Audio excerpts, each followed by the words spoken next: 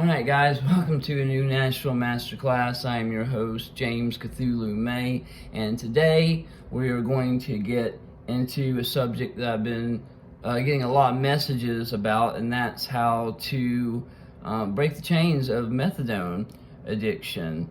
And I'm going to pound my desk again and say like and subscribe. Do it. Just do it. There's no reason not to.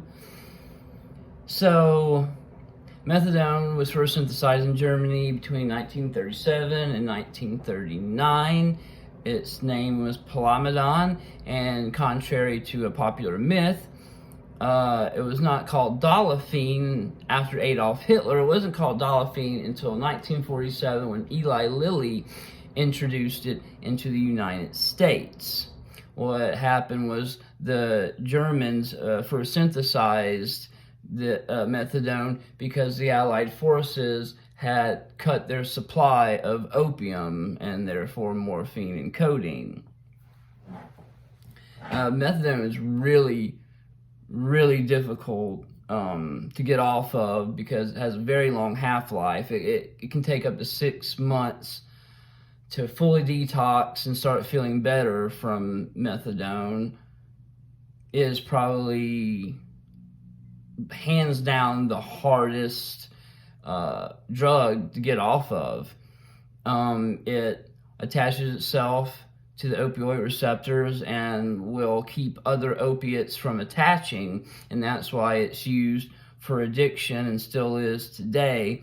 More and more people are being prescribed Suboxone because it doesn't cause sedation as much. Methadone and Suboxone alike, some people will get high and some people won't.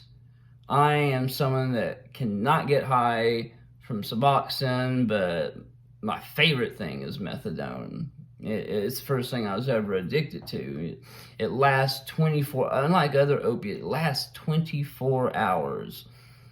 And what happens with people is you go to the clinic, but you only go as long as you don't have other drugs in your urinalysis, you will start getting take-homes. First 1 day, then 2 days, blah, blah, blah, up to a month. But it's not really feasible to do that because when you have these liquid methadone bottles, they will start losing their potency very quick.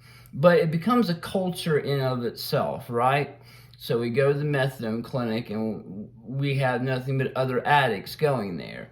And we talk to each other and we find one person's got Xanax, so we hang out with them, and another person's got this or that. And those people become our friends. It becomes part of our life. Going to the methadone clinic is part of who we are. It's another reason it's very hard to get off of. And also, methadone is a safety net, right? It's not just used by addicts to be clean. There's very few addicts that actually just take methadone, nothing else, and they don't get high from it, and they just take it to be clean. Some people do, but mostly, if you're on methadone, you're never going to be sick. And if you get high off of it, then you got a legal way to go get high every single day. And, most people think, so what, I can't get my take-homes, and they just do any other drug with it. It's more than just a physical thing getting off methadone. You are also taking, part of your life that you've probably been doing for years and trying to get away from that. So let's go over how you actually get off methadone. It's something I have done numerous times. Most people won't start really getting sick until the 3rd day. People like me, I'm sick the very next day.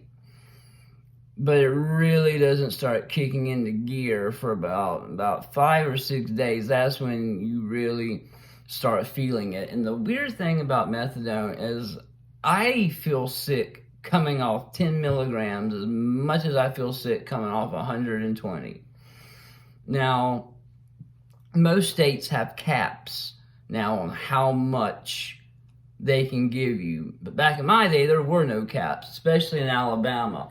You could go up to 500, 600 milligrams of methadone. You mean be like, no way. Oh, definitely. There are definitely people. I got up to 360 milligrams every day at one time. I was also taking Xanax with that. I got locked up. This was in Los Angeles when I was doing that, and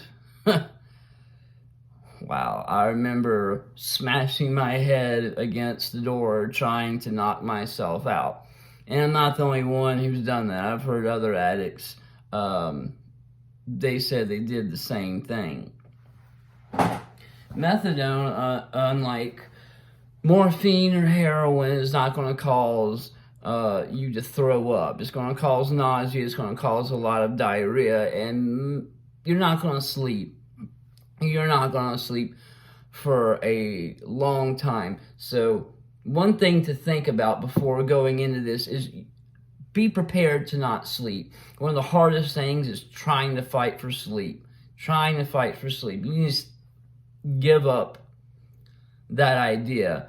The only thing that will put you to sleep are benzodiazepines, and the withdrawal lasts so long that it's not feasible to, no doctor is going to give you month-long scripts of benzodiazepines. It's just not going to happen. The best drug that can help with this is gabapentin or pregabalin, Lyrica or Neurontin. Now, these drugs have been demonized in the recovery circles because people started abusing gabapentin and pregabalin.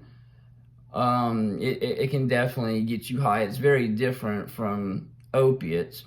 But the thing is no drug is inherently evil. Not crack, not fentanyl. Drug's not evil. It's all in how you abuse it.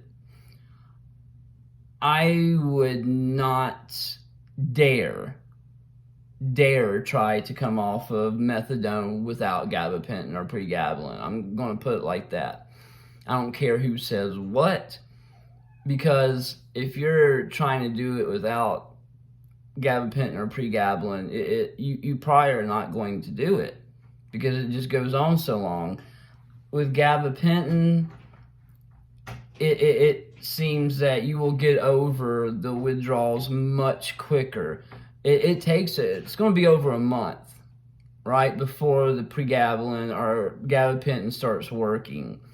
But around that time, you'll start feeling better, you'll have a little more energy, you'll be able to eat.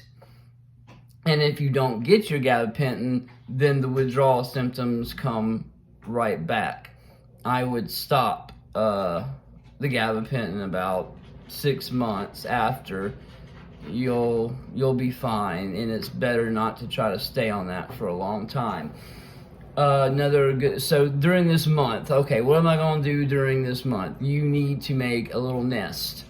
You need to get a room or a place, put blankets, pillows, drinks, whatever makes you feel better, little snacks that you can actually get in, and get ready to watch a lot of TV and movies. Sugar is going to be one of your best friends.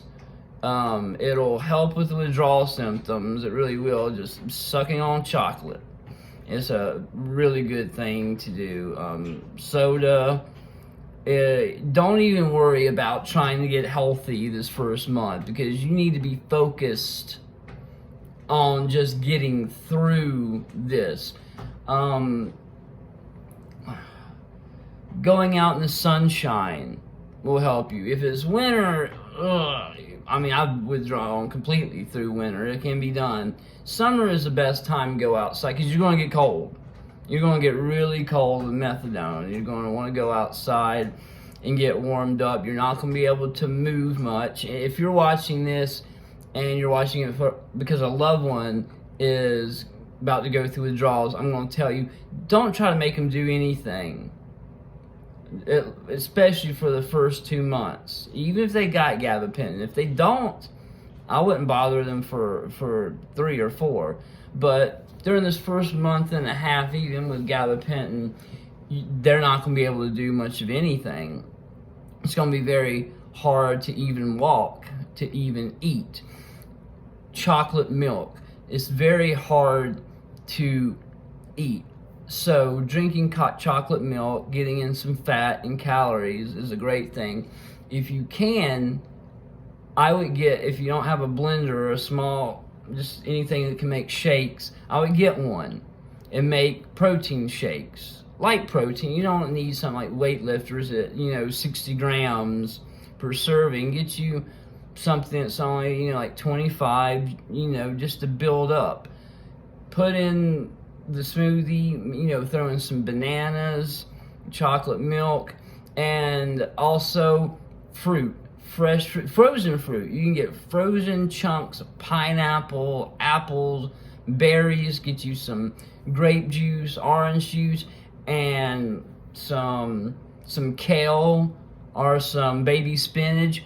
Throw it in there, make a smoothie, make your protein smoothie with chocolate, and make a fruity fruit juice one with the vegetables, because you're not going to be able to eat much of anything. So this is going to keep your protein, keep your muscles from deteriorating, and the fruit smoothie with the spinach or kale is going to give you all the vitamins and minerals and nutrients and fiber you're going to need. Because what happens is the body's breaking itself down because you can't eat, you can't sleep, and it makes it so much worse. You don't notice it, you're not going to notice much of a difference, but in the long run, it's going to make you feel better quicker. Now, during these first few weeks, I'm sorry to say that nothing is quite going to make you physically better. You might find a doctor to prescribe you a benzo for the first few weeks to help you sleep. You should definitely be able to find a doctor that prescribed gabapentin for withdrawal for a little while. Beyond that, Tylenol PMs are not going to work. Nothing over the counter is really going to help you. Get some anti-diarrhea, loperamide. A lot of people don't know this. Loperamide hydrochloride, the active ingredient in Imodium, is actually an opiate. Yes, sir and ma'am. It was a Schedule II narcotic until they found out it really didn't have the same effects as other opiates, and after a while it became over the counter. But loperamide can stop a withdrawal for a little while. But here's the problem. If you keep taking Imodium, people think it's over the counter, they're still going through the withdrawal, and this is just helping them. No. It will just keep it going. Just like if you just kept doing drugs, it would start all over again. So make sure you only take 2 a day. Don't take a bunch of these things. You take 2 a day. And only take it for the first, maybe a couple of weeks, 2 a day, because you're going to want to let that stuff get out of you. The first couple of weeks is highly annoying because you can't ever get comfortable because you're always running to the toilet. It is not going to be easy this first few weeks. If you're on the clinic, I would try to go, don't ever do the 30-day, detox they do, because it never works. You cannot do that. You cannot lower down on methadone in 30 days. I don't even know why they bother with this. If you can, the safest way is to go down 5 milligrams a week, but that may not be feasible for you. You may not want to wait a few months depending on how much you're taking already. So if you're just going to jump off, what I'm talking about is the best way. Now, even if you come down slowly, it's not going to be, nothing. I mean, they talk about like you'll just go down, and then we'll take you off, and we won't even tell you. We'll just one day we'll come out and be like, you've been taking a placebo for a few. No, you're going to notice. No matter how long you go down, you're going to notice coming off of it. It'd be a little easier, but it's not going to fix it.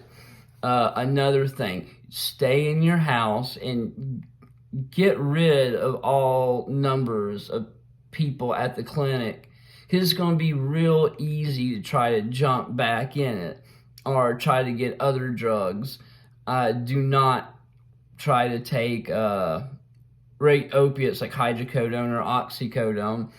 It's not going to really restart the methadone because it's a different kind of chemical. Like if you're doing heroin and you take hydrocodone, it's going to restart it, right? It's the same kind of thing. But with methadone, you're still going to go through withdrawal, but now you're going to be addicted to hydrocodone or whatever. And also, it's going to probably just make you start all over again. The nest is the most important thing. People.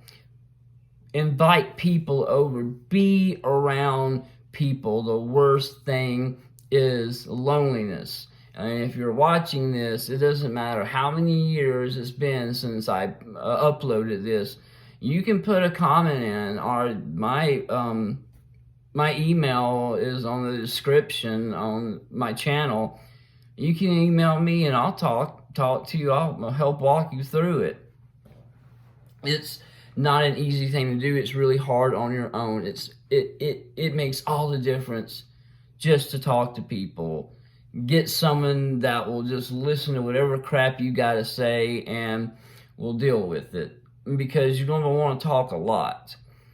I know whenever I'm withdrawing off methadone, I just want to talk to somebody. All those moments alone with your pain is the worst. Having someone just to talk to is going to be what gets you through this. The nights are going to be the hardest. This is when you need to put on Adult Swim and just write it out. I drink coffee. I know it sounds counterintuitive, but here's the thing. You're not going to sleep anyway. And for some reason, caffeine, it's soothing. It's a soothing thing. I may drink one cup of coffee a day, right now. But if I was coming off methadone, I would be drinking coffee all the time. Cigarettes. It's unhealthy, but during that time, you're going to be wanting to do anything to take your mind off of it. And sometimes just sitting outside in the fresh air with a cup of coffee and chain smoking is going to get you through this. Remember, these first few weeks, you're going to be wanting to do whatever to get through it. All right? I don't suggest doing heroin, because that's just dumb. But you know what I mean. Small cigarettes, chewing gum, candy. Candy is a great thing. Sweet tarts. The sugar, like I said, is going to be your best friend getting through this. There's so much more to talk about, but no one watches my videos this long anyway, so I really don't know what much more to get into.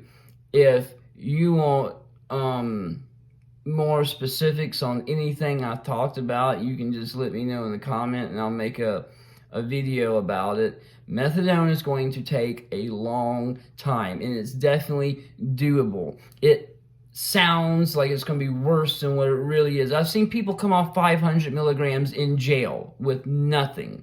They were up for weeks, but they did it. It's not as harsh as heroin. People on the clinic, you think you're going to come off 100 milligrams and it's going to be torture. You can't do this. Yeah, you can. But definitely before you start, go to a doctor.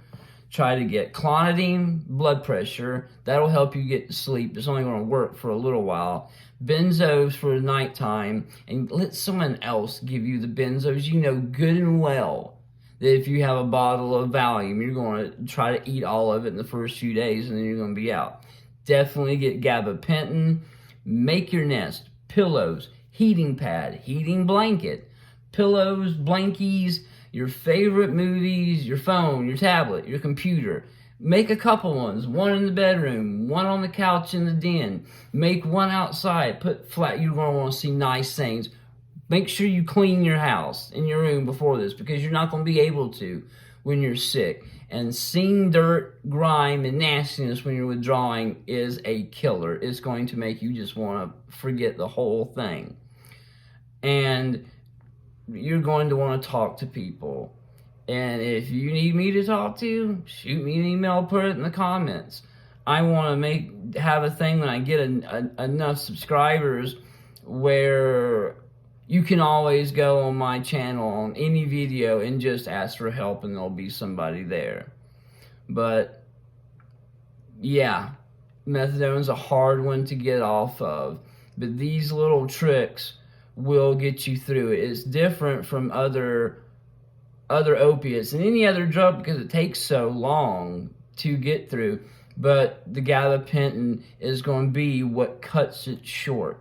You're only looking at maybe a month and a half instead of 6 months being on the gabapentin, but you got to start it immediately. Don't start it a month and a half away. Start it as you're going along and let it build up inside your body. Alright guys, I hope you enjoyed this. Like I said, if you need any more specifics on the subject, just let me know in the comments and I'll do it. Out.